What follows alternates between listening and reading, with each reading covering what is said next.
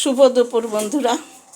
দেখো আজকে রান্না খুব হালকা রান্না। আজকে এই যে ডালের বড়ি, ধনেপাতা দিয়ে লাউ ঘন্ট, এখানে আলু মাখা, এইখানে মুসুরির ডাল, এটা হলো গিয়ে তোমার এইদিকে হচ্ছে এই যে ওই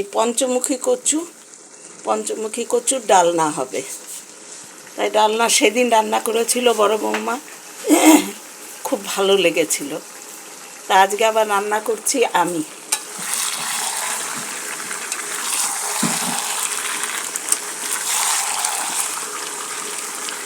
তাই এটা আদা রসুন পেঁয়াজ টিয়াজ দিয়ে ঠিক মাংসর মতনই হবে।